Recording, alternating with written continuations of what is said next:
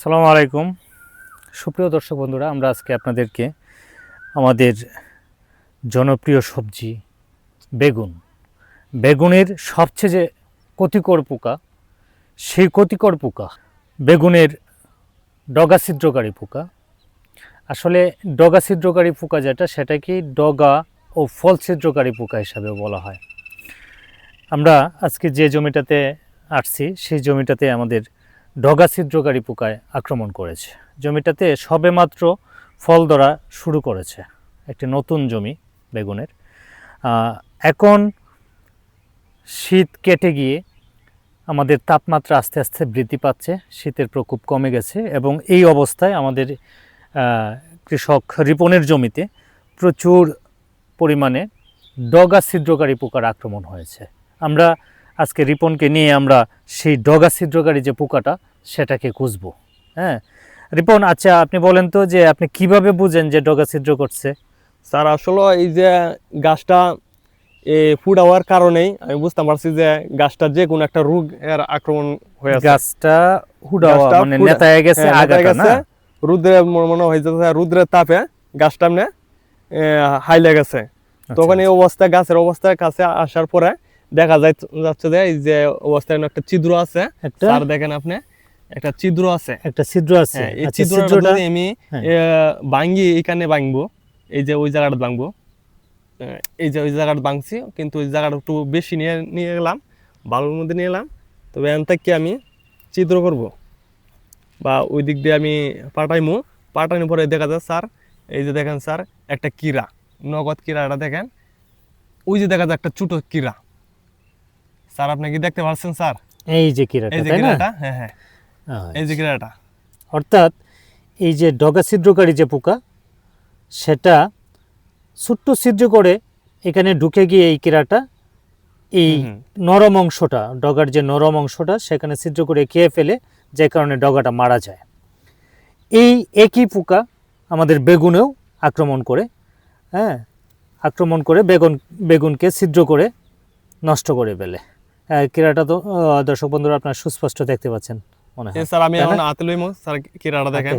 হ্যাঁ হাতে নিলাম, ওই যে দেখেন এখন স্পষ্ট দেখা যাচ্ছে কীরাটা। এই যে দেখেন একটা ছোট্ট কীরা।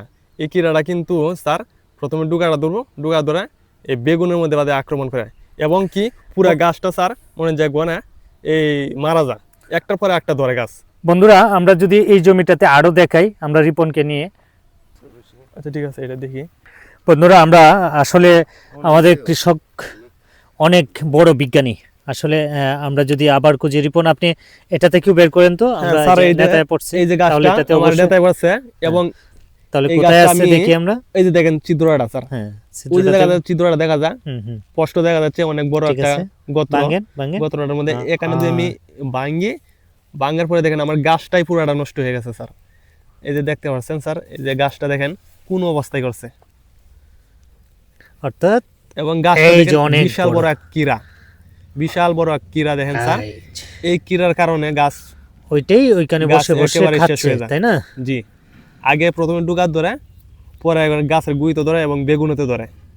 এই যে দেখেন স্যার আমি কীরাটা হাতে নিলাম, স্পষ্ট দেখেন স্যার কত বড় কীরা। অর্থাৎ এই যে দেখেন স্যার, এই যে দেখেন স্যার কত বড় কীরা, এবং ডুগা দেখেন কি অবস্থা করছে, আর এই যে গাছের গুঁড়ি। বন্ধুরা আসলে আমরা এতক্ষণ এই বেগুনের ডগা ছিদ্রকারী পোকা দেখলাম। আসলে এর যে প্রতিকার হলো, প্রথমেই জমিতে আমরা যে কাজটা করব, জমিকে আগাছা মুক্ত রাখবো, এবং পুরনো পাতা আমরা দেখতে পাচ্ছি যে জমিতে পাতা কেটে কেটে রাখা হয়েছে। আসলে পুরনো পাতা কখনোই জমিতে রাখা যাবে না, অবশ্যই জমির বাইরে ফেলতে হবে, এবং আক্রান্ত গাছের ডগা নিচ থেকে কেটে এটাকে মাটির নিচে পুঁতে ফেলতে হবে যদি এই পোকা। এছাড়াও আমাদের বাজারে যে অনুমোদিত যে কীটনাশকগুলি আছে, যেমন কার্টাপ গ্রুপের ঔষধ অথবা ইমিডাক্লোরোফিড গ্রুপের ঔষধ ব্যবহার করে সব ভালো ফল পাওয়া যায়। এছাড়াও আমরা এই বেগুনের ডগা ছিদ্রকারী ফলের জন্য এবং ফল ছিদ্রকারী পোকার জন্য আমরা সেক্স ফেরোমেন ফাঁদ অথবা ইউলুটেপ, এটা আমরা ব্যবহার করলে ভালো ফল পাওয়া যায়। যাই হোক দর্শক বন্ধুরা, আপনাদেরকে আমরা ফল ছিদ্রকারী এবং ডগা ছিদ্রকারী পোকার সম্পর্কে এতক্ষণ বললাম। পরবর্তীতে আপনাদের সাথে স্যার। আরো নতুন কোনো বিষয় নিয়ে আমরা কথা বলবো। সে পর্যন্ত সবাই ভালো থাকবেন। আসসালামু আলাইকুম।